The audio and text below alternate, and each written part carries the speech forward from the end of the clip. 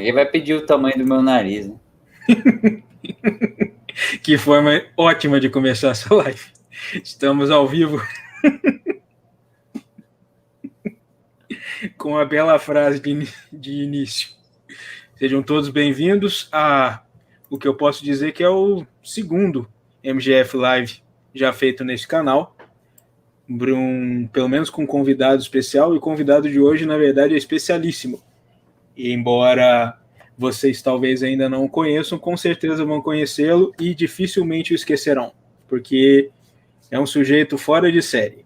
Eu estou aqui hoje com a presença ilustre do professor Rodrigo Miranda, mais conhecido como O Raposa, que é professor de arte e cartunista nas horas vagas. E, na verdade, um cartunista muito talentoso, diga-se de passagem. Pelo menos eu acho ele bastante talentoso. Porque. Você é minha mãe. Inclusive, foi uma das coisas que ele me disse, que a arte tem muito mais a ver com um sentimento e com a criatividade do que propriamente com virtuosismo. E nesse sentido, eu acho que ele é um artista de mão cheia. Então, para começar, eu queria pedir para o Rodrigo dar um alô para o pessoal e falar um pouco a respeito da sua pessoa, da sua vida, da sua trajetória. Pode falar para a gente.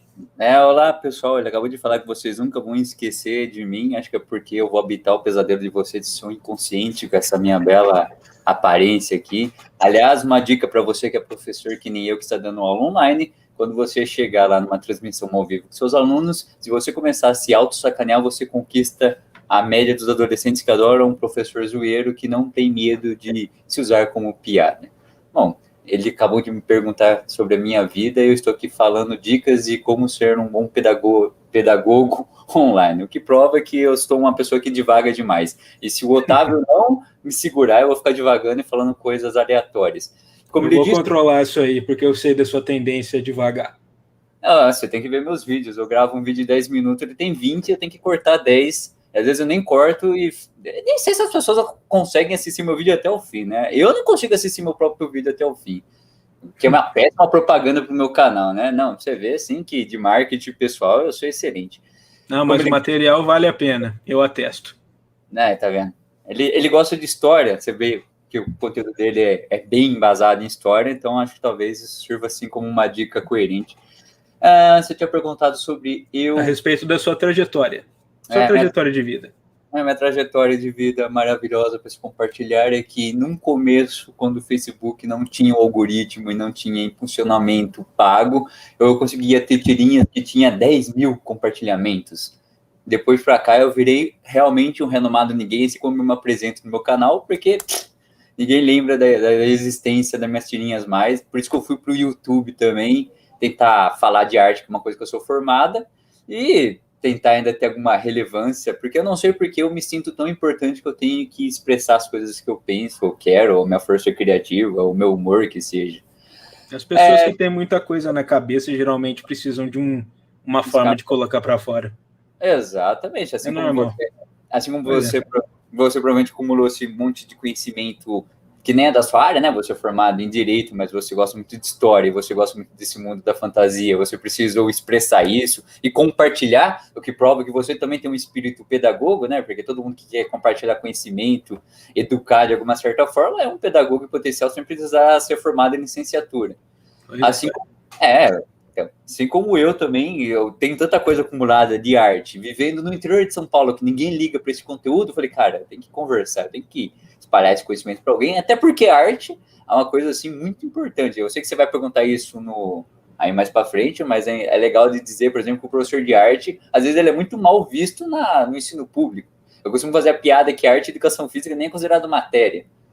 Tamanho assim que as diretorias nem ligam para esse conteúdo. Mas, se você vai estudar, sei lá, uma filosofia, uma sociologia, você vai estudar uma antropologia, você vai ver como que a arte está presente para identificar e ajudar a entender a humanidade, né? Assim como a arte também ajuda você a ensinar essas 3 matérias de uma maneira mais fácil para o aluno, porque você tem um conteúdo visual, você tem um conteúdo musical, você tem lá, se você juntar os dois, né, um cinema, você tem um vídeo, Aliás, uma outra coisa que é gostoso de provocar quem acha que arte é uma coisa inútil é dizer assim, se você não gosta de arte, se você acha que artista é tudo vagabundo, não escute uma música, não assista uma série, não assista um filme, porque tudo isso é feito por esses artistas vagabundos que você tem tanto preconceito. E acho que as pessoas falam esse tipo de coisa sem levar em conta que arte também é entretenimento. Exato. Aliás, é o entretenimento que elas tanto gostam. Exatamente. Você tem um canal de entretenimento de arte literária. Então, um cara, assim, por exemplo, o Nerd Boomer Reace, que provavelmente tem aos montes nesse mundo da fantasia, que acessa o seu canal, tá lá pensando que Lei Rouanet é coisa de gente vagabunda, etc., e está lá consumindo, por exemplo, não querendo provocar o público do seu canal, pelo amor de Deus, mas tá lá criticando a arte, está consumindo conteúdo que não existiria se a arte não fosse incentivada em países de primeiro mundo que reconhece esse valor, não é? Então, o que eu estava falando? Eu fiquei divagando aqui, eu falei. Agora, já que você meio que perdeu o fio da meada, então eu vou te redirecionar. Como é que foi a sua formação?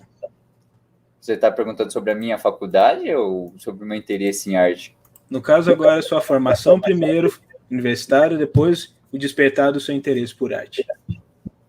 Eu fiz uma faculdade em Limeira que se chama FAO, Faculdade de Arte e Administração de Limeira, que eu passei eu consegui ir para a Uni 100% de design e em artes visuais. Eu, como muito burro, escolhi artes visuais, que é a única parte que não dá dinheiro, diferente do design gráfico, né? Para ver como assim eu sou um cara muito coerente. E, mais bizarro, esse mesmo Enem, antes do ProUni tinha o SISU, eu tinha conseguido vagas em umas 3 faculdades aí, fora até de medicina.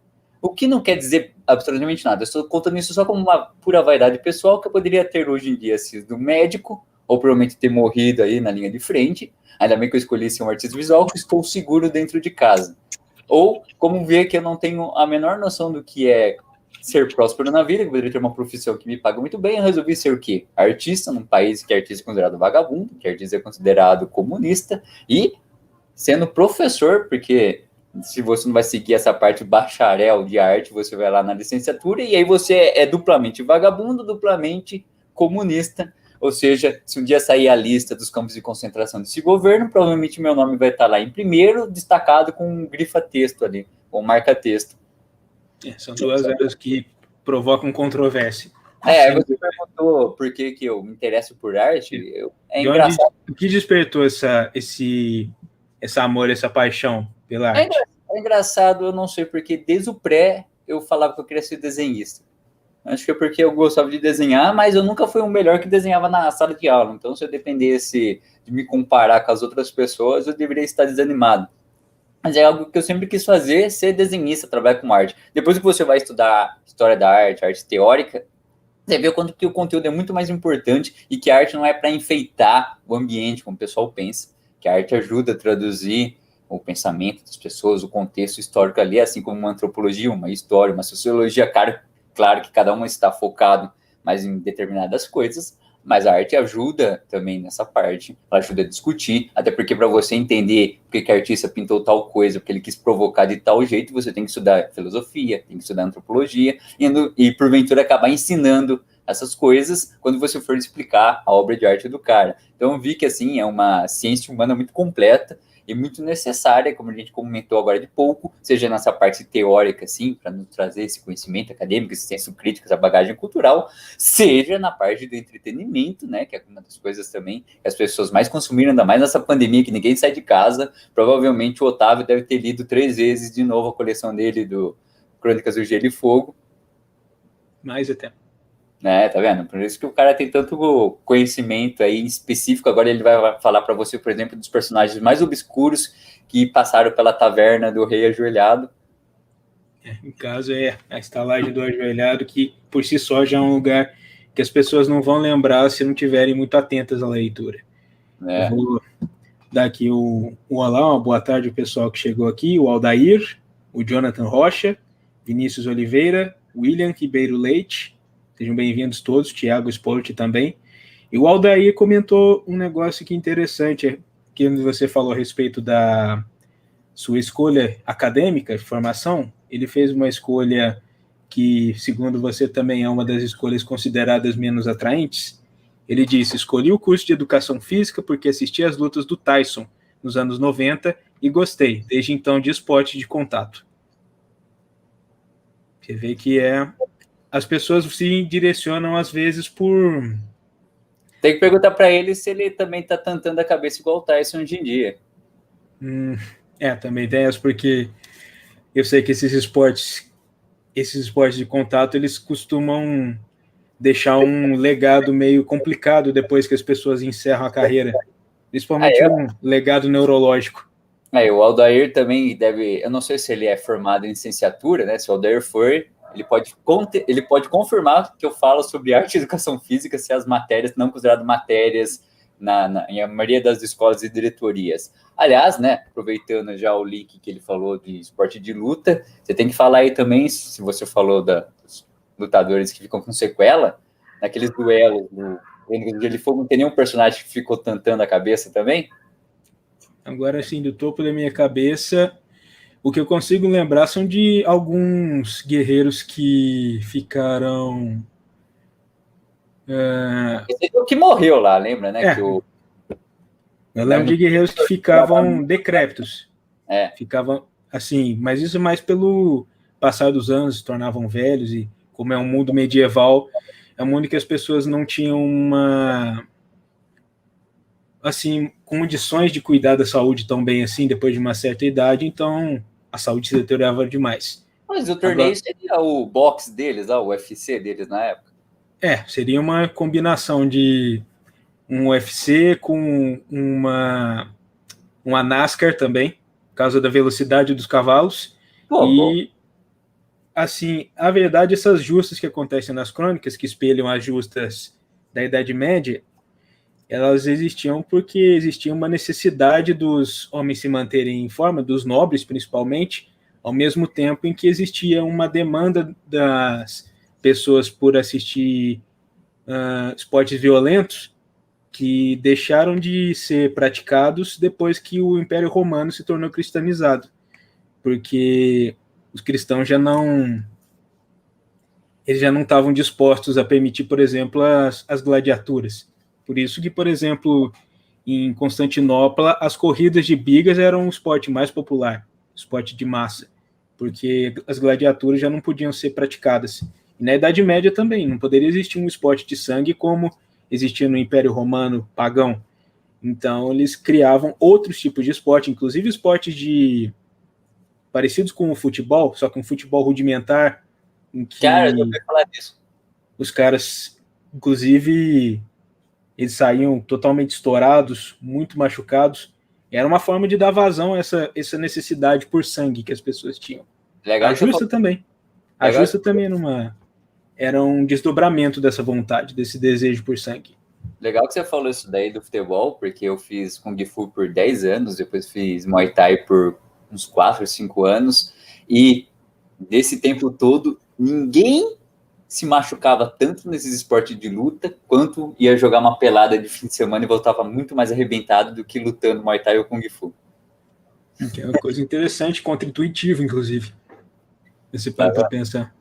Que cortada de assunto que eu dei, não é? Mas, enfim. Mas acho que faz sentido que essas coisas trabalham mais a disciplina do que uma pelada de fim de semana, então acho que até faz sentido. O futebol era para ser disciplinado, né? Deveria. Aí chegou mais o pessoal aqui, o Bruno Santos. Rodrigo Santos, foi mal. Que inclusive é um dos nossos inscritos do outro lado do oceano, lá de Portugal. O Lin e o Bruno Host, que também aparece aqui de forma recorrente. Boa tarde a todos vocês. Sejam bem-vindos aqui. Agora eu vou intercalar com uma outra pergunta que eu marquei aqui. Antes de perguntar, eu falei para você antes de começar que alguém apareceria no chat falando que eu sou o Jack Sparrow. Acabei de entrar aqui na sua live e já tinha alguém comentando isso daí, tá vendo? Também é uma coisa que eu gostaria de saber, até podia aproveitar para perguntar, qual é o do cosplay de pirata? Na verdade, é o Jack Sparrow que se parece comigo, né? Você deve usar esse visual há mais tempo. O pessoal, meus alunos lá, que geralmente eu dou aula de fundamental a média, perguntam, é o pirata? Aí eu dou a melhor piada ruim do mundo, que eu não sou um pirata, eu sou original. Tudo pois é. E você sabe que esse visual aqui é glorioso no interior de São Paulo, porque se você ousar ter um cabelo comprido, você vai entender o que é, por exemplo, sofrer preconceito e ter pessoas te olhando com uma cara como se tivessem pisado no cocô.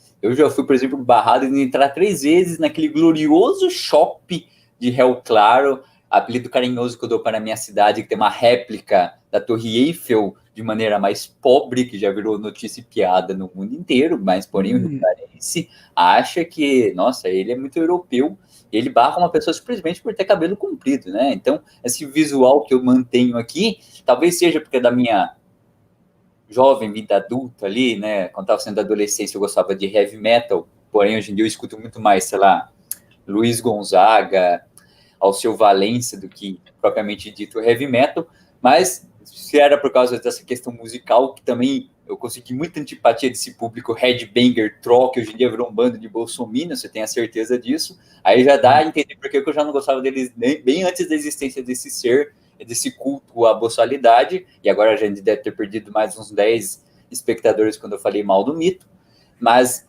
se no começo... Até que não, na verdade até que não, eu vejo que o público do meu canal em geral, ele é bastante cabeça aberta com relação a esse tipo de coisa, que é uma coisa que me orgulha, inclusive. Que maravilhoso, é um canal que fala de uma cultura de fantasia medieval, não tem nerds boomer, parabéns. Senhor, não, tem um ou outro, mas esses aí a gente resolve no caminho do diálogo. Achei que você ia falar que você ia resolver no caminho da espada, né? Mas enfim. O caminho da espada é o caminho deles. A gente não pode ter desse tipo de pressão. É no diálogo e no botão de silenciar, quando o cara não tá afim de cooperar. Tá vendo? Que democrata, que progressista, que Otávio. Me dá orgulho participar desse canal, embora eu acho que eu esteja estragando a série de entrevistas dele, mas aí você tem que lembrar, por exemplo, que antes de começar aqui a live, tava passando o filme do Transformer na televisão, e eu vi o Anthony Hopkins, um puta de um ator, participando do Transformer do Michael Bay. Aí eu te digo, se Anthony Hopkins, um cara prestigiado, está fazendo um filme tão pipoca quanto um filme do Michael Bay, Transformer, por que você não pode aceitar essa Hellis criatura no seu canal? Inclusive, pegando esse gancho aí, eu vou transferir o seu raciocínio de Michael Bay diretamente para Westeros com a pergunta do Jonathan Rocha. Ele disse assim: quem, na opinião do Raposo, é a pessoa mais disciplinada de Westeros? Tá aí. Uma pergunta interessante. Disciplinada também em qual sentido? De combate, de postura, né? Porque você tem lá em Westeros, como você falou, você tem o cara do diálogo, você tem o cara da diplomacia, tem o cara das artimanhas e você tem o cara do combate, né? Se a gente for falar do combate, mas tem um monte lá que a gente pode falar que é disciplinado. Por exemplo, a Brienne, né? Que é uma mulher que foi muito disciplinada para poder combater com os caras, embora ela tenha uma vantagem física também acima do normal. A gente pode falar da Arya, que também, né? Muito disciplinada porque ela faz lá, estilos de combate dela. E poderia falar da Sansa, né? Que a gente fala que a gente fazia aquele trocadilho que ela era sonsa, mas ela é uma pessoa disciplinada. Ela conseguir fazer as artimanhas, as arquiteturas dela lá, suas engenharias sociais, a pessoa tem que ser concentrada. A gente tem que admitir que ela aprendeu com uma pessoa muito boa também, boa em maquinações. Isso. Ela foi aprendendo com o Mindinho, então isso pelo menos a gente tem que falar. Pode não gostar do cara, mas tem que admitir que ele é bom nesse jogo. Não, o cara ele era um gênio, né? Se ele nos livros terminar igual terminou na série, é trágico, mas pelo que eu não acho que vai acontecer assim, sinceramente. Então, mas pelo que eu lembro, assim, sei lá, 90% da trama do Game of Thrones foi graças a ele. O cara que acreditou tudo. Aliás, você pode dar sua opinião, né? Por que você acha que não vai terminar assim na série? Você acha que o Martin gosta tanto do personagem que ele não vai dar esse destino pra ele? Porque ele morreu assim, na série de uma maneira assim, bem... Porque ele morreu de uma maneira bem cordeirinho. Eu não acho que um personagem tão sagaz desse jeito vai se deixar matar de uma forma tão estúpida. Esse é o charme, né, do Game of Thrones Crônicas do Gelo e Fogo, que o Martin, ele dá umas mortes assim, muito cruas para um personagem. Ele sempre tá acostumado com o personagem tem que ter uma morte assim, mais impactante, e às vezes você sabe que o personagem morreu no capítulo do outro por um comentário de um terceiro. Isso também. Uma coisa impactante, né, uma literatura que o cara escreveu, que você fala, oh meu Deus, ele morreu. Você fica tipo, o quê? O cara morreu? Essa morte dele foi uma coisa assim, né? Pra mostrar assim como que o mundo é mais real. Só que ao mesmo tempo, pô, é que nem você falou, ele morreu de uma maneira muito cordeirinho ali. E eu acho que isso não combina com a construção do personagem. Eu não consigo ver ele morrendo assim nos livros, não. Aliás, o cara perguntou pra mim, você podia falar também, né? Quem que você acha que é o mais disciplinado lá no Game of Thrones, no Crônicas do Gelo e Fogo? Para mim, quando eu penso em disciplina dentro do universo medieval, eu só consigo pensar na disciplina militar. Então, o cara que eu penso que os dois que são mais disciplinados em questões militares são Barstan Selmy, o Cavaleiro Branco, dos que estão vivos, estou falando só dos que estão vivos nos livros, e do Círio Forel, a primeira espada de Bravos, que são os caras que eu vejo como mais virtuosos no combate. Dançarino das Águas lá e o Ousado, né? Bem lembrado. Ousado, pois é. Quando eu falei da área, eu tava pensando nisso, né? Porque ela aprendeu com o Círio e depois foi para casa do Preto e Branco, então ela também adquiriu um grande virtuosismo da batalha. Vai uma polêmica. Vai uma polêmica que você acha que ele morreu de verdade, o Sirius? Sirius. Para mim, parece que muito provável que sim, embora as pessoas desejem com muita força que não. Mas tem aquela teoria que diz que ele pode ser um homem sem rosto, que inclusive eu acho que já falei a respeito disso em um vídeo. Bem lembrado, eu fiz um vídeo de MGF Teoria sobre isso. Então pode ser que no final seja revelado que ele não morreu porque ele no fim não era ninguém. Ele era um dos assassinos da Casa do Preto e Branco, mas você vê como o Martin é o gênio do wipe, né, do engajamento, porque o cara deixa esse monte de ponta solta que todo mundo fique discutindo essa porra o tempo todo. Exatamente. Aí fica relevante a obra. Esse cara é um gênio. Isso só faz bem para a obra dele, porque assim, isso nunca sai da cabeça das pessoas. Esse cara é um gênio. Esse cara teve uma sacada que eu nunca pensei que um autor poderia fazer isso. Eu percebi, graças às obras dele, que isso às vezes é proposital. Eu acho que se um dia eu escrever uma obra, eu faria a mesma coisa. Vamos ver aqui. O Gustavo Lima, com o nome de artista, perguntou: na opinião de vocês, por que o Peter e o Varys ainda não se mataram? Porque para mim parece que as maquinações deles estão sempre em conflito. O que você diria disso? Faz sentido, né? Mas eu acho que como eles são os caras assim, dos bastidores, sagaz, talvez, né? Se eles forem se matar, eles mandariam uns terceiros se matarem, mas eu não sei se eles sabem. Acho que é aquela coisa, eu não vou dar o primeiro passo, né? Que eu sei que o cara ele é ardiloso, se eu dar o primeiro passo e fracassar, eu vou ter ultrapassado o limite permitido que ele dê esse passo de cima de mim, então eu vou ficar aqui cozinhando banho-maria, mas arquitetação até o limite que der. Não sei qual é a sua opinião, mas imagino que seja algo assim, né? Talvez ele esteja esperando não vacilar primeiro ali. Tanto porque nenhum dos dois é guerreiro, então nenhum dos dois tem muita aptidão física para executar essa matança, quanto porque nenhum dos dois é bobo. Então, eles provavelmente estão esperando um momento em que o outro esteja numa posição vulnerável. Inclusive, quem leu até o final do livro 5 sabe que cada um está dentro de uma determinada esfera, reunindo poderes. Isso. Então, maquinando suas próprias bases de poder.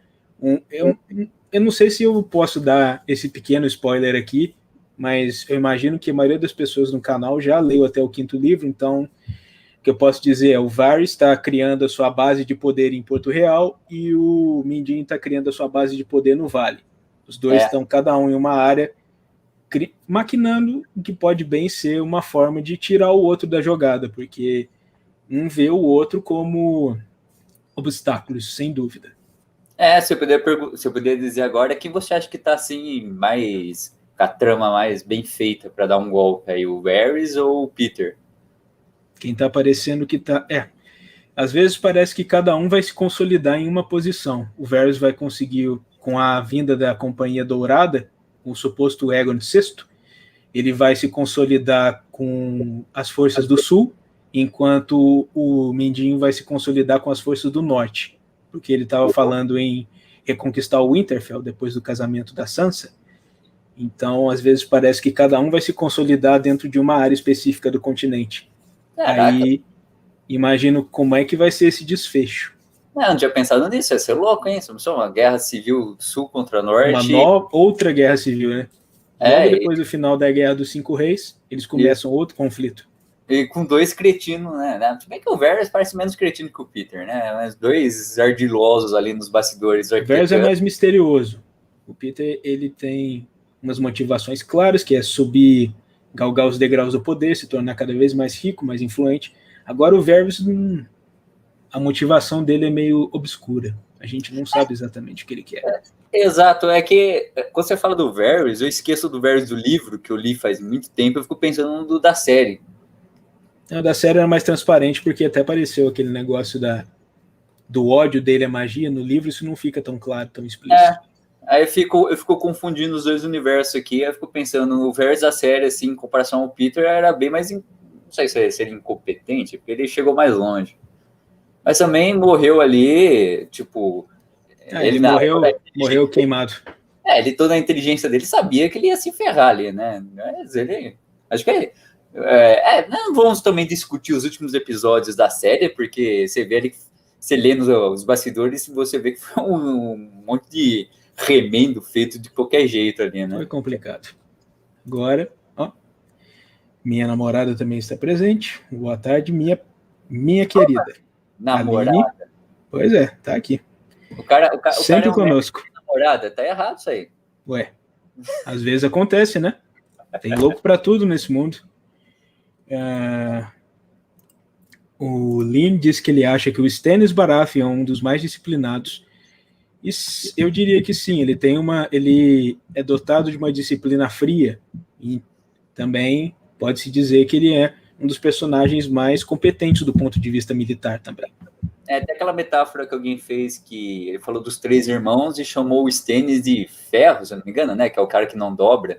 Quem fez a metáfora foi o ferreiro que trabalhou em Ponta Tempestade antes de ir para a muralha. Como é que era mesmo o nome? Agora tá me fugindo. Eu me lembro. Mas achei a metáfora muito boa. Só olhar aqui, eu tenho certeza que eu consigo me lembrar. O Stannis como você falou, tem que ser, como o leitor falou, né? O espectador Leão falou, de fato, é o leitor ferro. Também, não deixa de ser leitor. É o cara de ferro, né? A disciplina de ferro ali, o cara não dobra. Tanto é que, acho que, se não me engano, ele fala isso de uma maneira assim, negativa na metáfora, né? Que não se dobra, então ele vai se quebrar. Ele falou que o Stannis é ferro, que é forte, mas que não se verga, ele acaba se quebrando. Isso, tá vendo? Minha memória não é tão ruim assim. Eu queria ter essa memória boa para prestar vestibular também, né? Não só para lembrar de universo das Crônicas do Gelo e Fogo. Aqui, o nome do ferreiro é Donald Noy. Agora eu encontrei aqui. Foi ele que fez a metáfora. Escuro, que eu nem me lembro mais nem quem que é ele. Leonardo também falou aqui, Donald Noy, isso mesmo. Ela é importante, eu tô esquecendo desse personagem, eu tô me sentindo mal. Ele foi importante no arco do Jon na muralha, porque ele foi como um segundo mentor pro Jon depois que o velho urso morreu. Tem mais um spoiler. Mas eu imagino que as pessoas já saibam disso a essa altura. Você sabe que o núcleo que eu pulava drasticamente de ler, não que eu pulava, eu lia com muita má vontade, era, acho que no Feicinho dos Corvos, quando eu tinha a parte do pessoal lá das Ilhas de Ferro. Simplesmente eu não tinha a menor vontade de ler aquele núcleo dos piratas ali. Eu não lembro se foi no festim ou foi na dança. Realmente não estou me lembrado. Mas eu sei o que você quer dizer. O João Vitor disse aqui, tem perguntando, no caso, se você tem um capítulo favorito em um dos 5 livros. Caraca, eu não sei se eu tenho um capítulo favorito, porque, sinceramente, é muito capítulo, muitas cenas que a gente faz lá. E os capítulos não são numerados exatamente, eles só vêm com os nomes dos personagens. Então fica um pouco difícil. Eu acho, cara, não sei se eu tenho um favorito, não, porque tem muitas coisas. É mais fácil perguntar momentos favoritos que eu tenho do que um capítulo em específico. Mas eu gosto, por exemplo, dessa parte do Stannis lá sofrendo no inverno lá do norte. Acho assim que cria uma tensão muito grande assim, de tudo que os caras tá passando. Aí vira até quase um thriller, né? Quando eles começam a falar que tem gente fazendo canibalismo. É muito legal. Gosto dessa parte. Agora deixa eu intercalar isso aqui com a outra pergunta que eu estava querendo fazer aqui. Eu mesmo quero saber a resposta dessa aqui. O que foi que te levou exatamente a criar o seu canal Covil do Raposa? Inclusive, eu vou mostrar aqui para o pessoal. Com certeza foi em busca da fama, da fortuna, do reconhecimento, e depois de um dia ter tanta grana que eu posso encher uma banheira de Nutella, colocar 3 gostosas de biquíni para fazer uma thumbnail, briga no gel, veja no que deu, e essas coisas, as delícias da vida que só um youtuber como o Otávio, por exemplo, já está desfrutando, e eu com certeza está desfrutando. Esse cenário pobre aqui, que é meu quarto, na verdade, isso aqui é só para passar um grau de humildade. Na verdade, eu e o Otávio moramos assim, em nossas próprias mansões, porque vocês sabem que o YouTube, ele favorece muitos bons conteúdos, ele favorece muitas pessoas de boas intenções, e se você fizer um canal agora, você vai ver que em menos de um mês você já estará muito bem de vida. Tá respondido? É claro que não, que eu estou sendo sarcástico. Isso foi uma resposta bem com altos níveis de sarcasmo. E agora eu estou mostrando para o pessoal, dá uma olhada aqui na página inicial do seu canal. Ah, sim. O que fez eu fazer um canal é o que eu falei lá no começo da entrevista, né? Por exemplo, você acumula tanto conhecimento na área que você gosta, você pode gostar de qualquer coisa, você pode gostar, sei lá, eu gosto de arte, você pode gostar de luta, que nem um espectador falou, você pode gostar de história, como o Otávio gosta, você pode gostar de algum mundo de fantasia, você pode gostar da cultura pop. Quando você gosta muito e estuda aquilo, você sente vontade de conversar com as pessoas. Se você morar no interior, que nem eu, e você não vai achar um material humano muito diversificado, para você conversar com isso, você precisa extravasar, você precisa de uma válvula de escape para passar isso adiante. Para ali conversar, interagir, ou até ser pedagogo, se você quer ensinar mais as pessoas naquilo que você gosta. Então, o canal foi um excelente vetor. E também porque eu fiquei relutando em criar um canal que eu achei que eu ia dar certo fazendo na minha página de tirinhas lá no Facebook, que também tem o mesmo nome do canal, que é Couve do Raposo. Aí o Facebook criou aquele algoritmo, ele ferrou completamente todo mundo, né? Eu tinha 1000 compartilhamentos, aí eu passei a ter 3 likes, nem compartilhamento era. Aí eu falei, cara, o negócio é ir pro YouTube mesmo. Só que aí eu abandonei um pouco a parte de cartoon e fui nessa parte que eu sou formado, que é artes. E de vez em quando umas opinião política lá também, né? Umas críticas, tudo sempre com bom humor. Se você não ri do meu humor, você olha pra minha cara, ou você ri, ou você vai ter medo. Mas eu acho que a maioria das pessoas ri, porque, né? Senão o canal teria menos inscritos do que ele já tem. Peraí que tá voando cabelo aqui. Nem imagino por quê.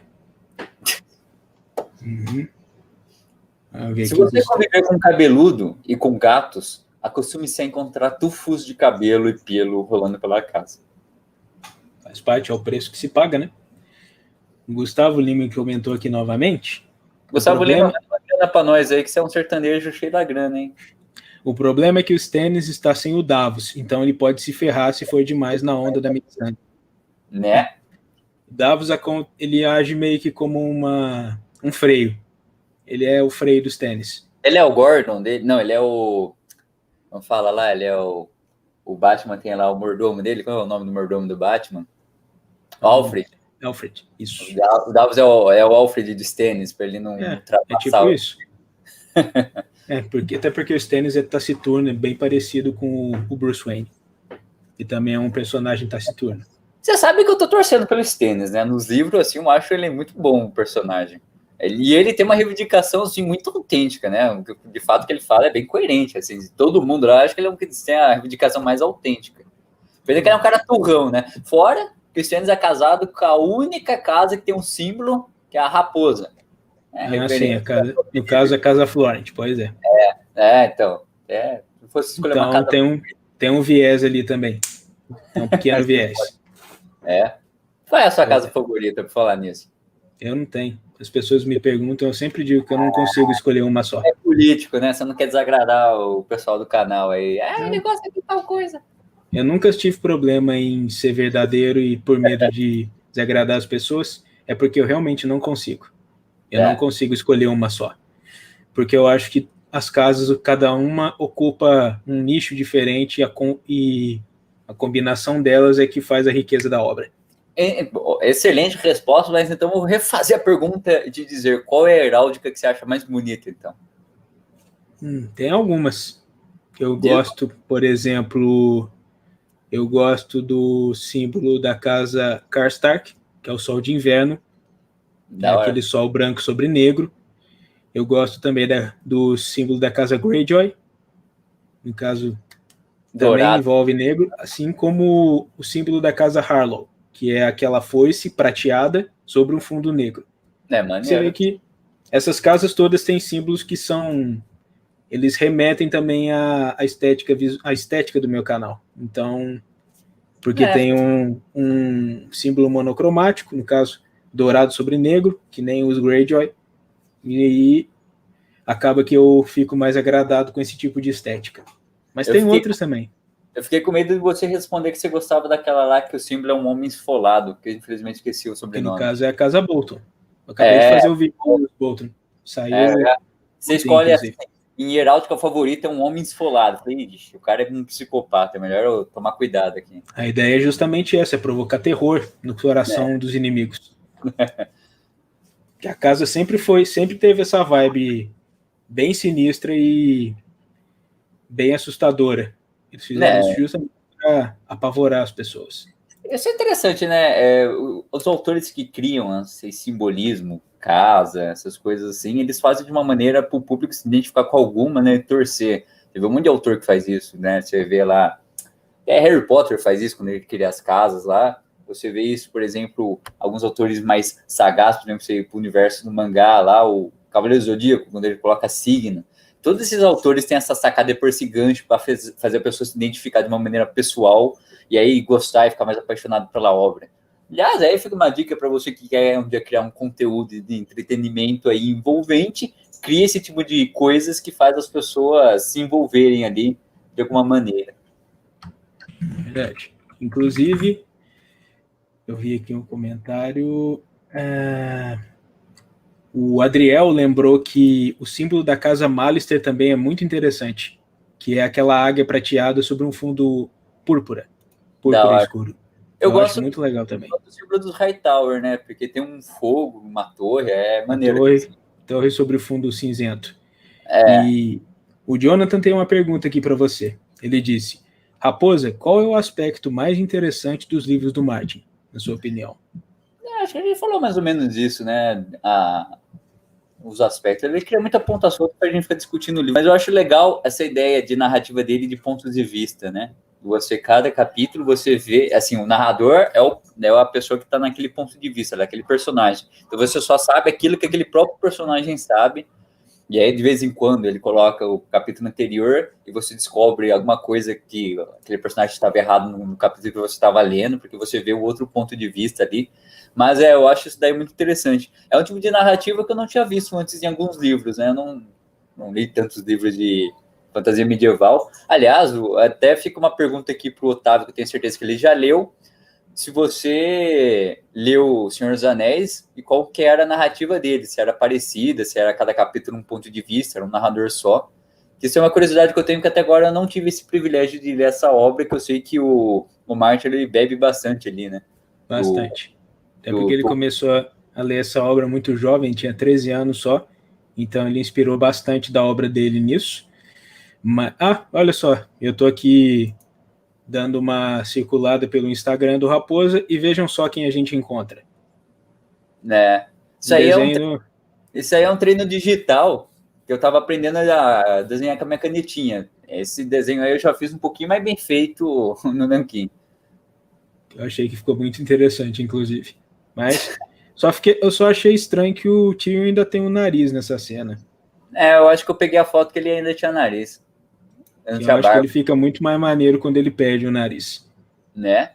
Em que eu tô mostrando algumas das artes que o Raposo exibiu no Instagram dele. Que eu mesmo... Pode dizer. Que eu mesmo nem costumo entrar, porque na verdade eu não mexo muito com o Instagram, mas eu tô vendo que tem umas coisas aqui que eu gostaria de ter visto antes. É melhor nem perguntar o quê. O Tyrion é o maior exemplo, assim, de você se sentir um cara feio, você se sente um cara rejeitado, calma. Nada que é ruim não possa piorar. Você é feio, você pode ficar pior, sofrer um acidente como o Tyrion. E aí depende da sua sagacidade de como lidar com isso. E aqui é o personagem próprio dele. Isso aí todo mundo pergunta o que é esse rabo. Mascote.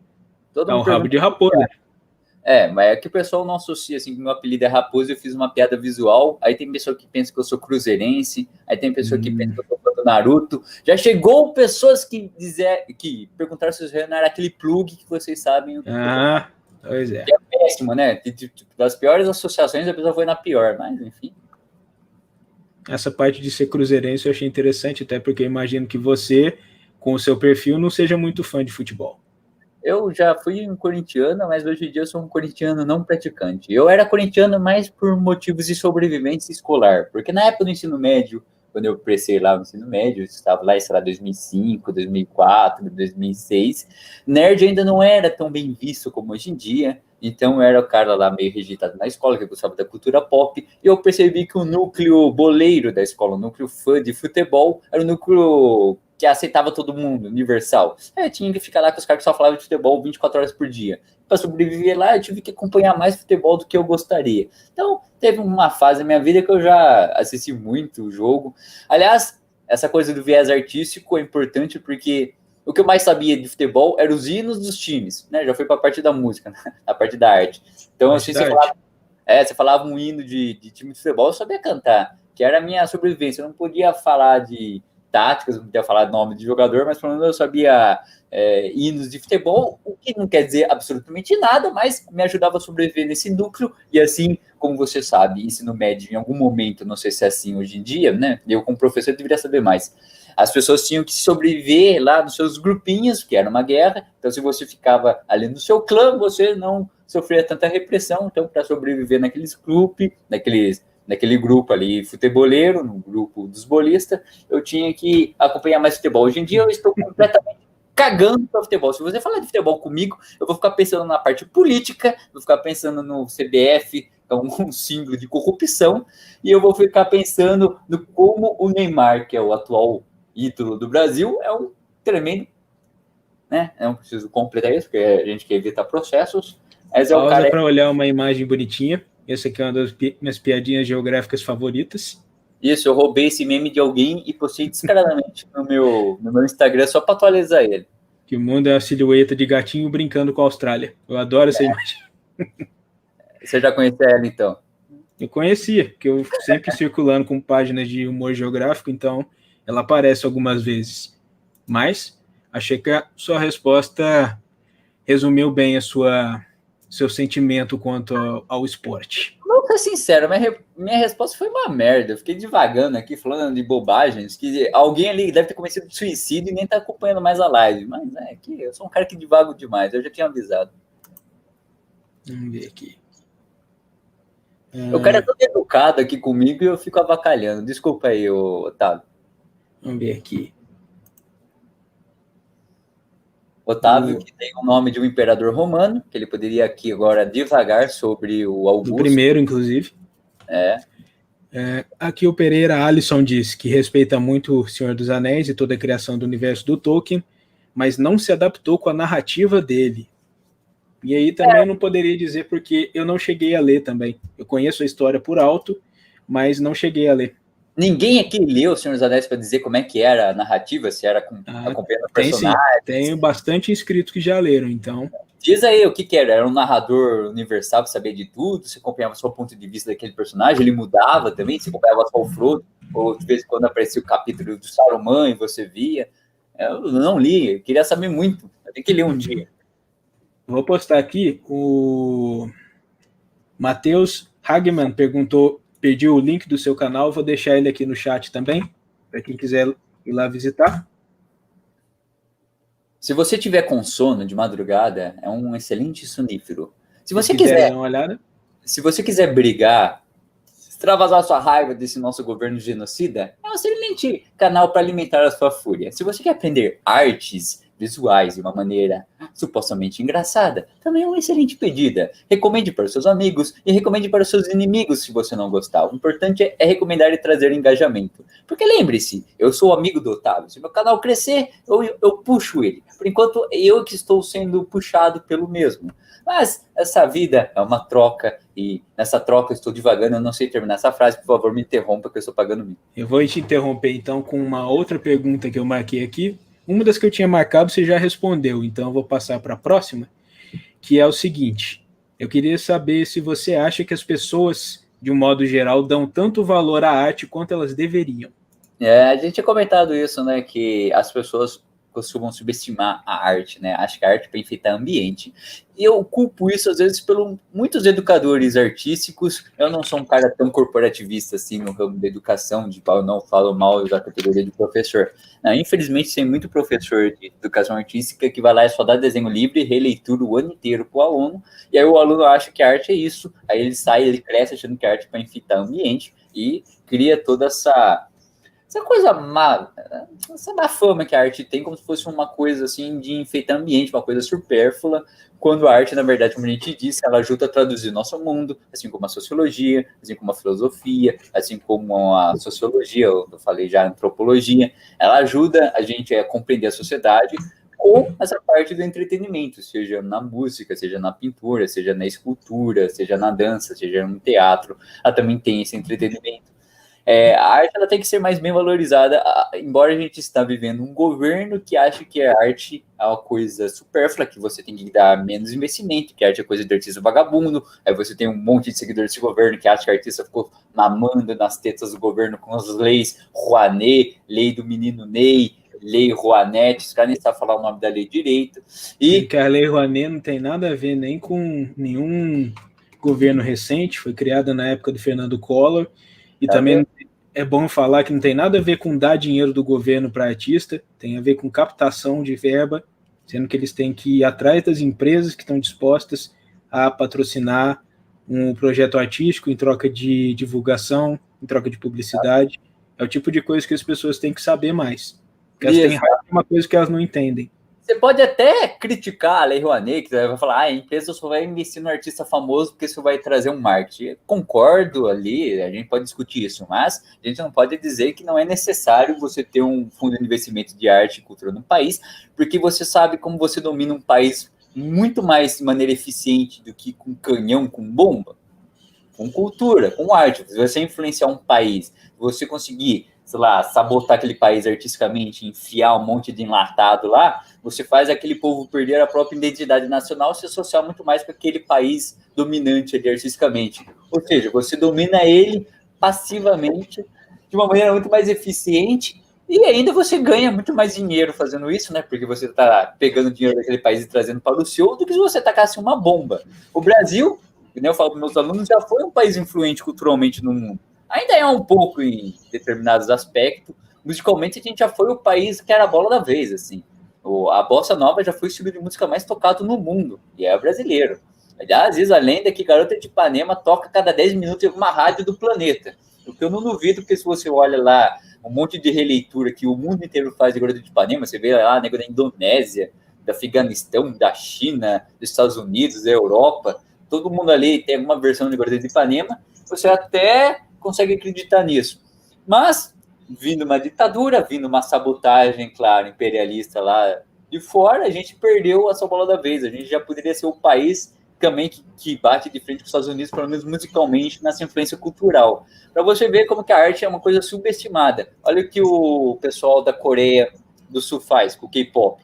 Tem investimento do governo no K-pop, os caras estão investindo pesado, hoje o K-pop lá está disputando preferências dos jovens no mundo inteiro, e você acaba criando o quê? Interesse pela Coreia, turismo, levando dinheiro para os caras, que se não me engano eles lucram bilhões com isso daí, e ainda tem nego idiota, otário, que acha que o governo investir em arte é uma bobagem, arte, isso é um vagabundo, eu vou dar dinheiro para o artista, ele vai fumar maconha, não vai fazer arte.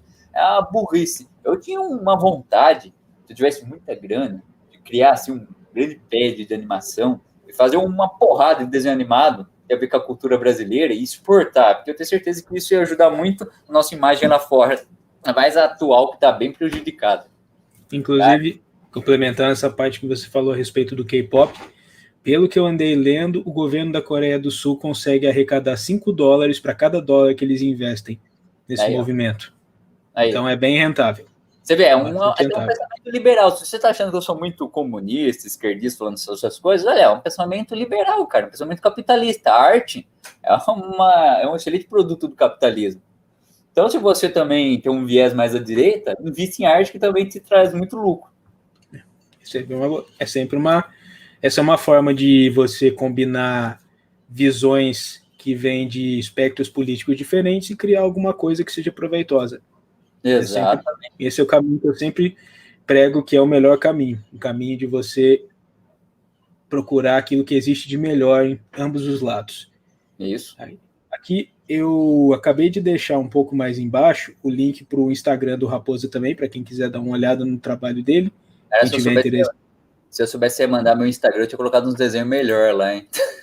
Vai ter tempo para isso, só para o pessoal ir olhando, quem tiver a fim de acompanhar o trabalho dele. E eu achei o comentário do Pereira Alisson interessante. 2 comentários, na verdade. Ele falou assim: e eu que fui nerd na década de 90. Foi foda. Que nós dois também fomos. Mas no final, no meu caso, porque eu sou um pouco mais jovem, peguei mais o início dos anos 2000, mas era bem do jeito que ele falou. Hoje ser nerd é cool. Na época era estranho. Na época era complicado mesmo. Qual a sua idade? Agora eu tô com... de boa. Eu tô com 28 para 29 anos agora no final desse ano. E fomos nerds na mesma época. Mais ou menos assim. Nos 90, 2000, que você já falou, hoje é cool. Eu sou professor, por isso que eu posso garantir para você. Hoje em dia o aluno nerd é popular. Quem diria que você imaginaria? Tá na moda. Popular. Tá na moda, é cool hoje em dia. É da hora ser nerd. O cara na época era um estigma. Exato, o cara que manja lá dos 20 universos paralelos da Marvel, da DC, assim, todo mundo... Um dia, numa das salas, assim, mais CDF que eu entrei, não CDF, uma das salas mais maduras que eu dei aula no 9º ano, a sala estava empenhada numa discussão de quem vencia uma corrida, o Flash ou o Superman, ou quem vencia dando porrada. Falei, caralho, isso era impensável na minha época de escola, uma sala engajada lá, o aluno tranqueira, o descolado, o esportista discutindo quem que venceria numa briga, o Superman ou o Flash. Tá vendo? Que os tempos mudam, o nerd conquistou o mundo. Tanto que a gente tá aqui num canal de cultura pop, que provavelmente o Marcos também foi um puta no nerdão na infância dele, lá na adolescência. Eu fiz o vídeo da biografia dele, ele foi bastante assim. Ele foi principalmente um cara que adorava ficção científica, adorava quadrinho, adorava o Stan Lee, era fã declarado do Stan Lee. Ele disse que o Stan Lee foi uma inspiração para ele maior até do que o Tolkien. E ele, inclusive, mandou cartas para o Stan Lee. Uma vez ele até recebeu uma resposta do próprio homem.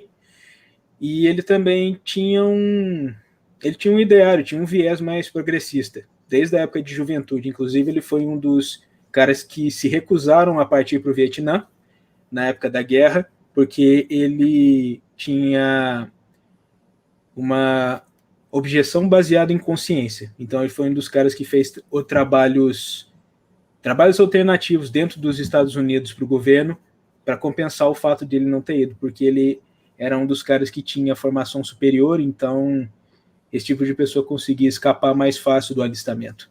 Pô, da hora, não sabia disso. Tá tudo lá no vídeo que eu fiz, chamado George R. Martin, Vida e Obra. Facinho de achar aqui no canal, para quem quiser dar uma olhada. Eu vou assistir, porque agora achei curioso. Não sabia se você tinha feito uma biografia breve do Martin, isso é interessante. Eu só sabia que ele era roteirista. A única coisa que eu sabia dele é que ele era roteirista de escrever o livro. Também, ele era roteirista de televisão. Eu tinha perguntado pro pessoal do canal se eles queriam que eu fizesse um vídeo biográfico do Martin só na época que ele batesse as botas ou fazer antes. Nossa, acho que eles acharam muito mórbido a minha ideia, então fiz de uma vez. Tá lá. Não tá completo, porque ele ainda tá vivo, tá produzindo, mas tá lá. Aí quando acontecer, porque inevitavelmente vai, eu vou postar uma espécie de complemento. Não é um complemento homenagem. Não antes de terminar o livro, né? Espero que ele termine. Ele diz que o próximo livro vem aí em 2021. Você me deu um pensamento tenebroso agora. Por que você foi falar disso? Agora eu tô pensando que a gente tá vivendo uma pandemia, Covid. E se esse cara me pega o vírus? Não, ele tá bem isolado. Ele tá bem isolado numa cabana fora da cidade. Esperto ele, ainda bem que ele pode. No caso ele pode, tá aproveitando isso. O Ariel Oliveira fez uma pergunta aqui. Nós achamos que a Casa Arryn e as forças do Vale, por consequência, vão se tornar mais impactantes na história a partir dos próximos livros. Eu tenho certeza absoluta disso. Total. O que você diria? Importante lá. É justamente por causa das maquinações do Baelish que eles vão se tornar fundamentais, inclusive no Arco do Norte, porque eles devem partir para ajudar na reconquista de Winterfell, depois que os Bolton tiverem enfraquecidos. Então eu tenho certeza absoluta que o Vale vai ter um destaque muito maior nos últimos livros. Tem bastante inclusive Venecia. Tem bastante pessoa lá no Vale, na hora deles formar um exército, eles têm um corpo... Segundo as informações que eu coletei para uns vídeos passados, o Vale tem uma população comparável à população do Norte. Que daria o quê? Algo em torno de 4 milhões de pessoas. Então daria para formar uma força militar considerável. Sim. Suficiente para fazer peso em qualquer disputa pelo Norte. Coitado do Stannis, cada vez menos eu tenho esperança nele agora. Ele não iria querer se unir a essas forças, porque ele mesmo disse que um rei só tem vassalos ou inimigos. Então, esse é o pensamento do cara, então ele nunca vai se deixar unir com outra força, ele vai lutar até o final.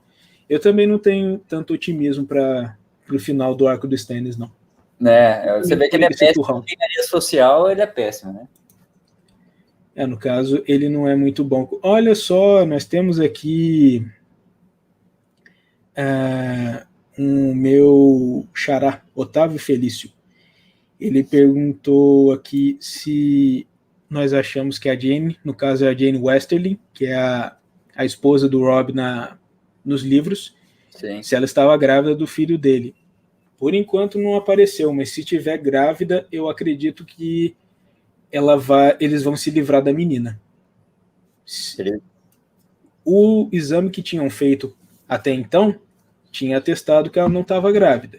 O Tywin tinha ordenado um exame para gravidez antes de ser morto. Então, até o momento, ela não está grávida, mas se ela aparecer grávida, eu duvido que ela vá sobreviver, que seria muito perigoso. Ela está esperando um filho dos rebeldes mais perigosos do reino, na visão dos Lannister. Isso depende do rumo que o Martin vai querer dar, né? Se ele achar que é uma coisa descartável, ele pode matar para deixar mais cruel, sumirem com a moça, ou ele pode fazer, como ele faz, assim, um puta plot twist, uma puta reviravolta, e essa moça surgir aí, sei lá, unindo os povos do norte, porque está carregando o filho do rei do norte, etc, né? Depende do que ele quer dar na narrativa. Eu fico encacucado porque tem uma entrevista que ele dá, que ele falou assim, que ele tem um personagem que ele tá estudando, que ele falou assim, nossa, eu tive uma sacada genial, que esse personagem vai dar uma reviravolta, mas eu ainda estou com medo de usar, então eu estou estudando. Eu fico pensando, cara, que personagem que é? Deve ser um desses personagens obscuros que a gente acaba esquecendo, tipo a esposa aí do Robb, que pode ser, né? Ele vai dar uma reviravolta, eu não sei como que ele faz esses testes de estudo aí, se ele tem ele é grande fã de fazer isso, de reviravoltas inesperadas. Se ele tiver um seleto grupo de leitores ali que ele testa, não sei qual que é a estratégia dele. Pode ser que tenha. Eu não descartaria. Aqui tem uma pergunta que eu acho que fica nas mentes de muita gente que te conhece, mas também eu imagino que não seja algo tão difícil de intuir. Mas eu queria saber como é que você descreveria exatamente o seu posicionamento com relação à política. O que você diz quando alguém pergunta qual é o seu posicionamento? Eu acho que o melhor jeito de dizer qual é o meu posicionamento é como um desenho que eu fiz. E toda vez que eu critico o nosso digníssimo presidente, as pessoas me acusam de uma coisa que eu vou pegar aqui o desenho, eu vou projetar na tela e vocês vão entender com uma imagem, como diria aquele velho clichê, uma imagem vale mais do que 1000 palavras, não é? Aqui está. Esse é meu posicionamento político. Aí acho que não fica muita margem para dúvida, né? Na verdade, assim, eu não me atreveria a dizer que eu sou um cara... Assim, eu diria que eu me aproximo da esquerda, mas eu não li uma das bíblias de esquerda, não li Marx, não li Engels, não li nada disso, então eu não poderia discutir, assim, politicamente sobre esses conceitos ideológicos, mas eu diria que eu sou progressista, pelo menos isso, estar ali mais nesse campo progressista. Ser progressista também não significa ser de esquerda, né? Mas eu acho assim que num país pobre que nem o Brasil, você tem que primeiro trazer políticas públicas para diminuir a desigualdade social. E para isso você tem que ter um pensamento à esquerda, porque se você depender do pessoal da direita, menos Estado, não vai funcionar num país pobre que ainda tem tanta carência. A hora que a gente conseguir equilibrar mais ou menos aqui o povão, a ter menos desigualdade, que é um dos países mais desiguais do mundo, aí Eu não acho, por exemplo, que o pensamento liberal, capitalista seja horrível. Só que eu acho que ele não funciona num país como a gente aqui, quando a gente tiver dessa desigualdade abissal. A hora que a gente tiver de boa, a gente pode começar a estudar essas coisas, esses pensamentos. Mas então, talvez eu diria que meu posicionamento político vai variar com a necessidade do meu povo aqui. Eu acho que atualmente o Brasil está precisando dos pensamentos bem à esquerda mesmo.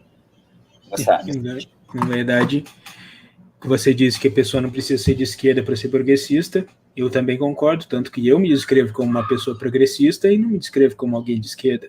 Sim. Eu só acho, como eu falei, que a gente tem que buscar as melhores ideias de ambos os lados do espectro para determinar os melhores rumos para o futuro. Isso, fazer eu acho que as pessoas terem esse medo patológico de um determinado lado, eu acho isso uma idiotice sem tamanho, coisa que é retrógrada e que acaba atrapalhando o progresso do país, acaba atrapalhando o progresso das pessoas em si. Como que eles falam lá, né? Essa bipolaridade, acho que o mundo é uma coisa ou outra, é preto ou branco, quando o mundo é uma enorme escala de cinza. Quem lucra com isso é aquelas páginas reaças, aquelas páginas malucas, tipo uns MBL da vida, que ajudou a fomentar esse pensamento tipo, esquerda, direita, inimigo, vamos combater, vamos tirar sarro, vamos debochar, não vamos dialogar. O cara ali não é seu adversário, o cara é seu inimigo. O adversário você conquista no diálogo, você confronta nas ideias. Inimigo você quer exterminar fisicamente. E agora que deu uma merda tremenda, que o Brasil tá polarizado, tá zoado, que as pessoas não se toleram, aí esses caras oportunistas, tipo MBL da vida, vai lá e fala, não é bem assim, a gente mudou. Aí eles falam isso publicamente, mas lá no Congresso continua arquitetando dessa maneira bipolar. Mas enfim, né, como você disse, o melhor lado, né, o melhor jeito é você conseguir pegar o melhor dos dois espectros e criar uma coisa nova, uma coisa assim que ambos convivam, que eu acho que é plenamente possível, né? A gente, assim como o pensamento de direita pode ser utópico, um pensamento de esquerda pode ser utópico, a gente pode também ter como um norte um pensamento que una os dois, que seja bom para ambos os lados. Mas também isso é uma grande discussão, né? Você entra nessa coisa de discussão de direita, esquerda, vai vir marxista aqui, vai dizer que eu estou delirando, que é impossível. Por isso que eu não quero, porque eu não estudei suficiente para conseguir dialogar com essas pessoas, então eu admito assim, a minha burrice. Esse tipo de discussão muito mais aprofundada não pertence aqui também. Aqui não seria o lugar para isso. É mais uma curiosidade mesmo. Sim. O Leonardo complementou o que a gente estava falando mais cedo a respeito da Jane, falando que a mãe dela, que no caso é a Cybele Spicer, dava remédios contraceptivos para ela. Então, é muito improvável que ela esteja grávida do Jovem Lobo. Então, mas tudo depende da vontade do autor, né? Você falar, mas não funcionou. Mas ele poderia bem depois clamar ou criar uma justificativa mágica para uma gravidez. Não é completamente impossível. Sim. Dentro desse mundo, nada é completamente impossível. Exatamente.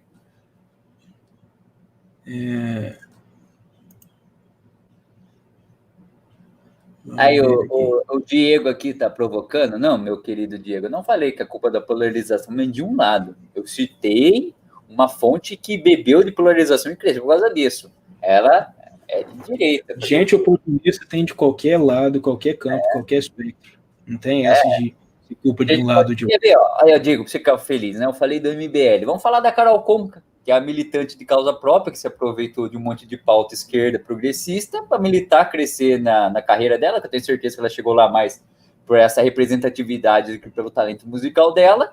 E aí a gente viu que é uma pessoa detestável, né? Que ela só foi uma pessoa oportunista, que na prática ela não pôs em voga nada do que ela pensava. Que, aliás, um dos últimos vídeos do meu canal é exatamente disso. Você, Diego, aí que está revoltado, pode entrar no meu canal, que é uma crítica à esquerda. Você acha que a esquerda não tem autocrítica, ou quem se identifica com esse espectro não tem autocrítica? Tá lá, como que as minorias podem se tornar nocivas, serem oportunistas, etc. Aliás, eu e o Otávio temos a mesma opinião sobre uma certa resistência falsa que existe aí no YouTube. A gente precisa citar quem é, né? Porque esses caras são meio chegados àquele... Não vem ao caso. Processo. Mas os caras que se dizem de esquerda, que a gente tem nojo completo deles, porque a gente reconhece que eles são caras oportunistas. Que, aliás, essa falsa resistência no YouTube depende mais do bolsonarismo do que os próprios bolsonaristas. Porque o dia que acaba o bolsonarismo, eles perdem o assunto de ficar fazendo aqueles vídeos sensacionalistas com título chamativo, etc, para ficar... Isso é uma coisa que eu particularmente desprezo, independente de qual seja o campo, qual seja o tema do canal. Isso é uma coisa que eu não gosto mesmo. Somos dois, tá vendo? Eu gosto de apelação para...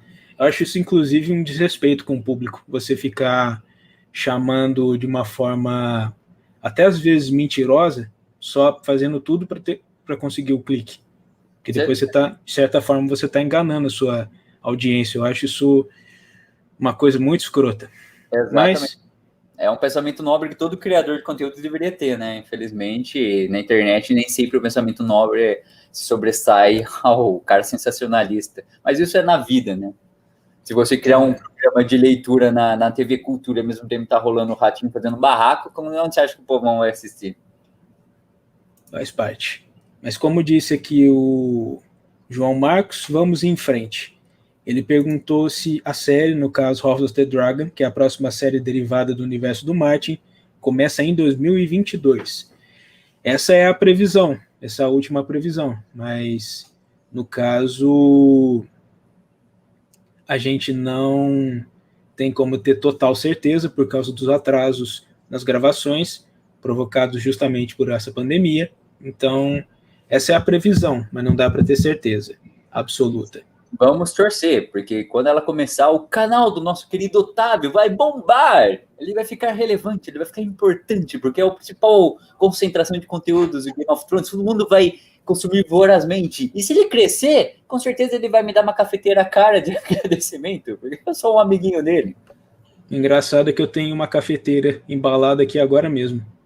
Mas que eu comprei e não consegui devolver.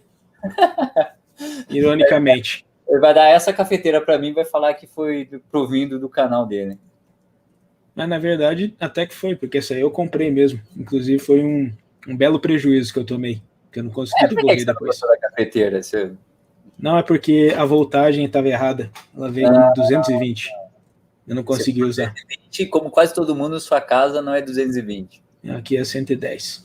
Só tem uma tomada de 220 e ela está em uso, então acabei me dando mal nessa. Aí você vai falar que a tomada está no banheiro, aí não vai funcionar mesmo. Não, que a tomada fica num lugar muito difícil de acessar na cozinha e já tem um T nela, então o risco de incêndio aumenta muito. Por algum momento você falou, fica num lugar muito difícil de acessar, eu achei que você tinha um calabouço na sua casa e agora você mantinha alguém escravizado lá no seu calabouço. Aí eu entendi porque que você gosta tanto de fantasia medieval, calabouços, princesas, tavernas. Quem sabe um dia, quando eu construir o meu castelo, isso role. Vamos ver. Agora, o que eu queria perguntar também, esse aqui é uma pergunta muito mais leve. Talvez não mais simples, mas muito mais leve. Se fosse para você indicar quais canais do YouTube você acha mais relevante para as pessoas acessarem? Você sabe, assim, que esse me pergunta meio que chovendo molhado, porque os canais que você quer recomendar, você não precisa recomendar, porque eles já são reconhecidos, já estão estourados, tem 1 milhão de seguidores. Então eu vou ficar pensando em gente tão irrelevante quanto eu. Gente, assim, com canais muito pequenos que mereciam... Vemos pessoas que têm canais pequenos que você acha que merecem mais atenção. Isso. Eu vou recomendar o meu amigo do Juventude Atuante, que é um cara, assim, que é formado em economia, que ele tem, assim... a estética dele parece quase estética de guerrilha, assim, que é o cara filmando no celular, assim, às vezes no fundo da casa dele com um reboco, mas, assim, um conteúdo intelectual muito bom, assim, é muito bem apurado.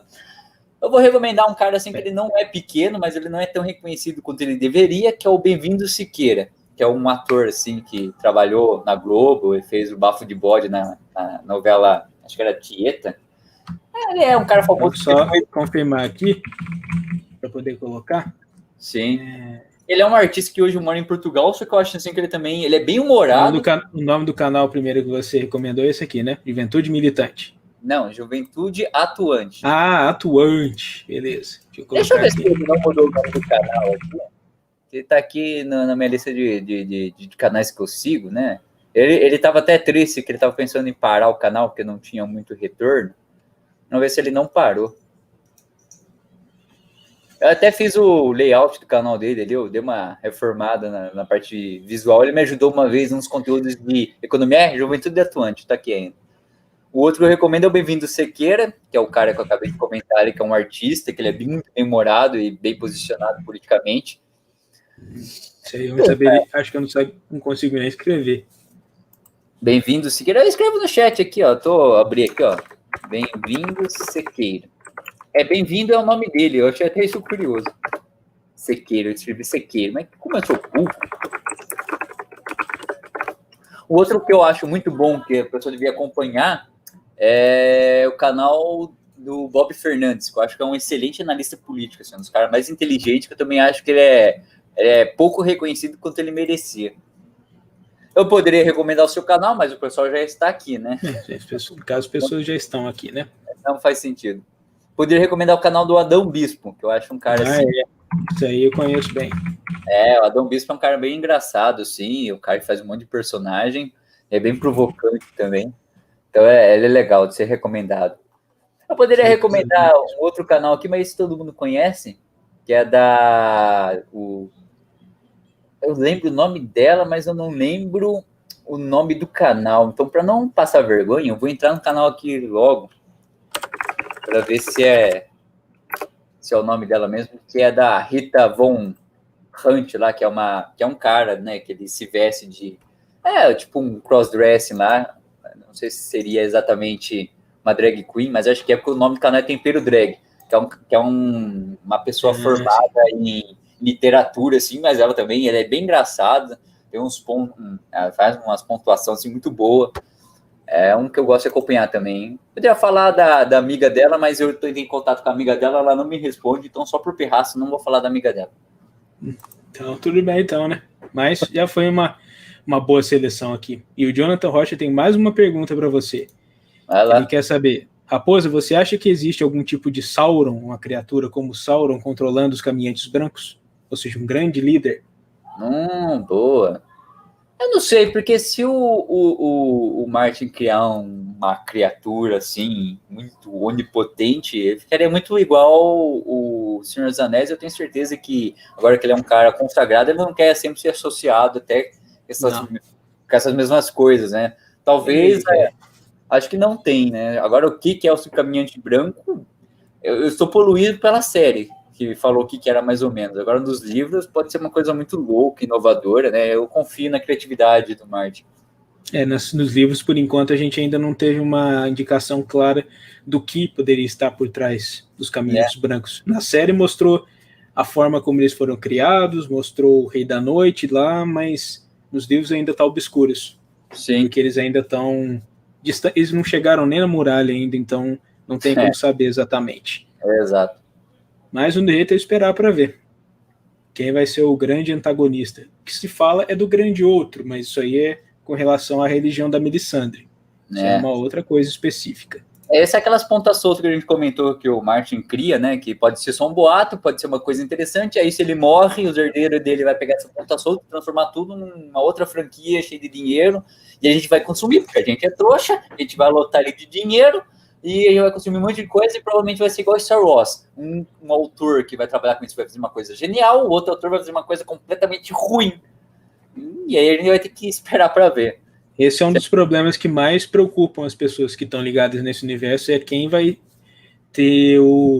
receber o legado do Martin, porque ele, por exemplo, não tem nenhum filho que pode administrar o legado dele.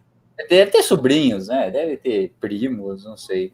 Ou então ele vai ter que encontrar alguma firma para qual ele vai vender os direitos da obra dele.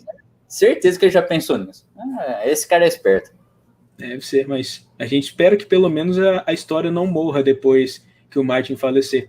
A gente espera que ele viva durante muitos anos, que ele ainda trabalhe bastante, que ele ainda tenha uma carreira muito prolífica pela frente, mas inevitavelmente somos todos os seres humanos, uma hora ou outra a nossa hora virá.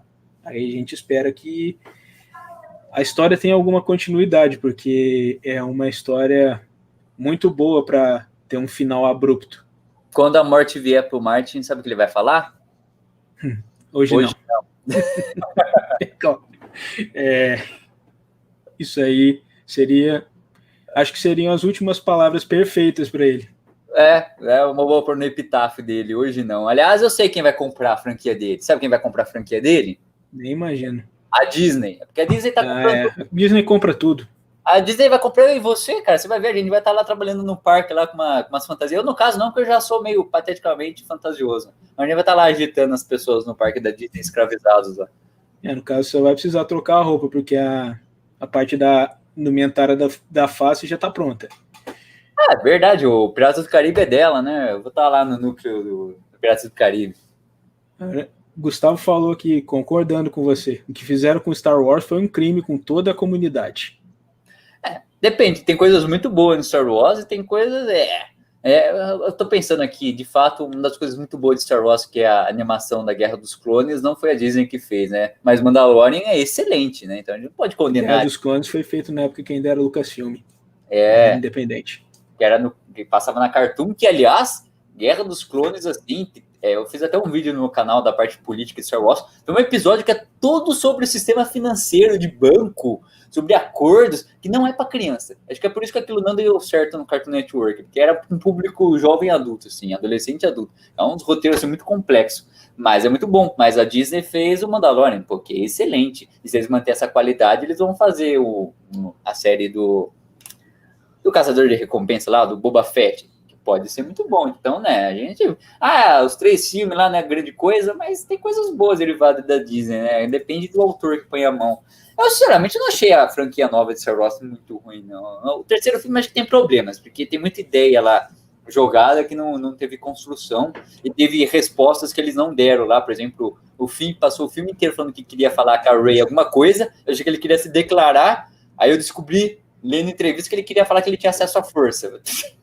Mas, enfim, tirando isso, o Martin talvez ele saiba alguns autores novos que ele confie que poderia tocar a franquia dele, que o cara é muito bem relacionado, né? O cara é amigo dos caras que escreveu uma das melhores coisas que vocês podem ler, que tá até ali na minha prateleira. Ó. Ele é amigo do Neil Gaiman, que escreveu Sandman. Imagina se ele deixou o Neil Gaiman escrever um dia alguma coisa sobre a Crônicas do Gelo e Fogo. Talvez não combine com a narrativa, com as coisas que o Neil Gaiman escreve, mas a gente nunca sabe, né? Ele é amigo também do cara lá que não tem perna, ele chama lá o Stephen King, né? Se não me engano, ele é amigo do Stephen King. Ele é amigo do King também. Mas o King também tá velho, né? Não dá pra falar que vai deixar pra ele tocar também. Ele é amigo do Robert Jordan também, que faleceu recentemente. Esse com certeza não vai tocar a franquia. Acho que ele também é amigo daquele Sanderson, o cara do... Qual é o nome da obra dele mesmo? Eu conheci o sobrenome. Sanderson. Eu não sei o que é. Até dar uma olhada aqui. Brandon Sanderson. Isso mesmo. Ele é conhecido pela Roda do Tempo. Cara, da Roda do Tempo. Ah, não. Peraí. Eu ouvi esse nome. Não. Roda do Tempo é do Jordan. A obra dele é... Não, é a Roda do Tempo mesmo. Eu tô ficando confuso aqui, eu tô olhando. Ah, não, ele substituiu o Jordan na Roda do Tempo, é isso. Depois que o Jordan faleceu, é verdade. O Martin também é amigo do Brandon Sanderson. Opa, você caiu aí? Eu não caí, eu fui clicar aqui para ver o que você estava falando, eu cliquei para entrar no meu e-mail. Mas nenhuma live é completa se algum dos dois lados não ter esse problema técnico. Pois é. Mas, enfim, eu ver aqui. Acho que para marcar bem o finalzinho da live, eu tenho uma pergunta até meio filosófica, uma pergunta bonitinha para você. Então você não vai bancar como é que chama lá, o cara que fazia provocações, o Abu Janra, e perguntar para mim o que eu acho da vida. Não, eu vou perguntar uma coisa um pouco mais direcionada. Eu queria saber se você acredita mesmo, não só falando para soar bonitinho, que a arte torna as pessoas e a sociedade melhores como um todo. Com certeza. A arte, você pode usar a arte para o bem e para o mal, né? Ela tem seu valor educativo. Você pode manipular pessoas com arte, né? O meme é uma arte precária, mas que ajudou, por exemplo, a eleger gente ruim e boa.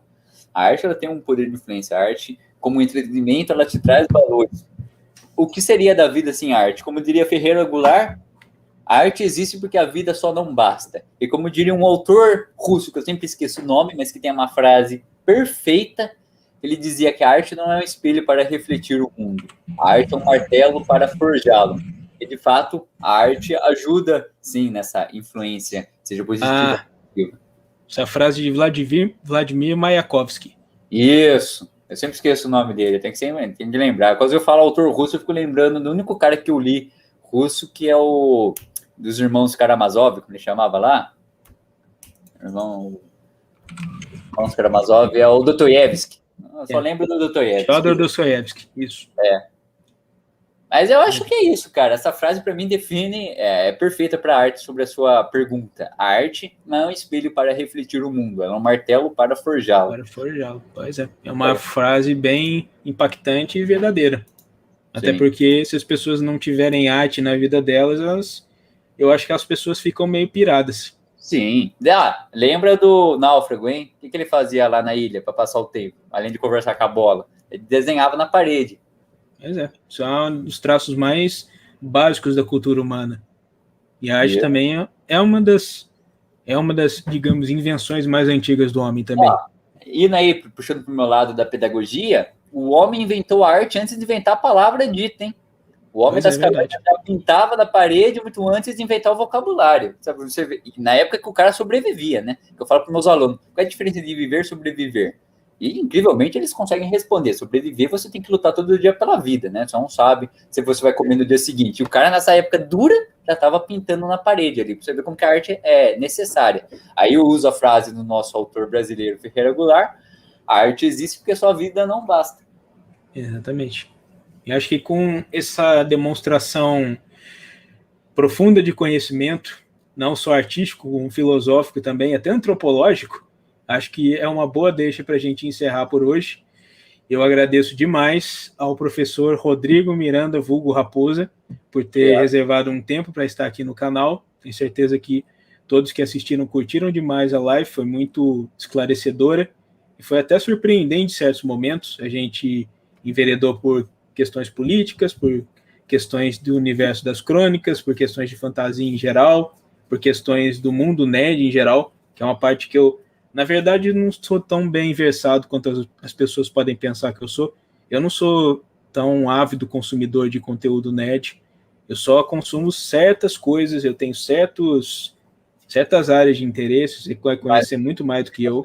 O que você consome te torna um especialista também, né? Você já tá aí como um dos caras detentores do conhecimento desse universo do marketing aí, você deve ser o quê? Um dos melhores do Brasil, que está do mundo aí? Quem me dera. Mas é uma coisa que eu sempre procuro melhorar. Isso eu posso dizer, eu estou sempre procurando melhorar. Sim. Mas, enfim, espero que vocês tenham curtido o que vocês viram. E tanto os que viram ao vivo quanto os que vão estar assistindo, porque a live vai ficar disponível para quem quiser dar uma olhada depois. E espero receber o Raposo aqui outras vezes, ou talvez até ser recebido no canal dele para outras lives, quem sabe. Sim, claro. Eu vou sugar bastante da sua fama, porque, como você sabe, não é um renomado ninguém, e, obviamente, eu vou parasitar totalmente pessoas que têm visibilidade quando me derem oportunidade. Porque eu também sou um cara extremamente honesto em dizer isso, mas, na verdade, não. É sempre um prazer conversar com pessoas que gostam das mesmas coisas que a gente, né? Cultura pop, que são pessoas inteligentes, que são pessoas que estudam. No caso, eu estou falando de você, né? Não pense que eu estou falando de maneira geral, porque eu sei do seu enorme conhecimento em história. Aqui fazer um merchandising para você. O Otávio é formado em Direito, mas o cara sabe mais história que muitos professores de história que eu conheço.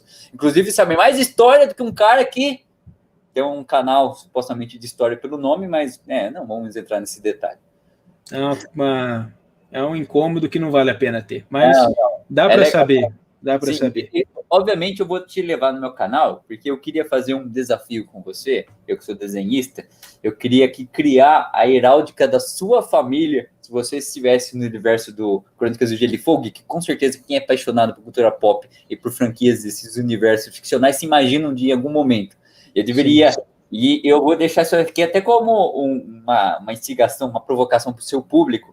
A gente vai fazer uma live que eu quero desenhar ao vivo a heráldica e o nome da família, que com certeza o Otávio já deve ter pensado, se ele tivesse no universo do Crônicas de Gelo e Fogo, qual ele gostaria que fosse a heráldica dele, a família, de onde, que região que é. Eu acho isso legal. Se vocês entrarem lá, a gente faz ao vivo de todo mundo lá, faz um desenho de como seria, como você se imaginou lá no universo do Crônicas do Gelo e Fogo e a sua família ali, sua heráldica. Eu acho que isso é uma coisa divertida, interessante de fazer. Pois é. Uma coisa que eu pensei, até hoje não cheguei numa conclusão muito clara, mas pensei. Não, a gente faz várias. Aí mas vamos ver. Alguma coisa vai sair. Se deixa seu público escolher. Pois é, se não conseguir, eles vão me ajudar. Então, um grande abraço para todos que estiveram aí. Muito obrigado pelo prestígio que nos deram assistindo hoje, pelo tempo que vocês dispensaram para nos dar a sua atenção. E eu verei a todos no próximo vídeo e nas próximas lives também. Um grande abraço, valeu!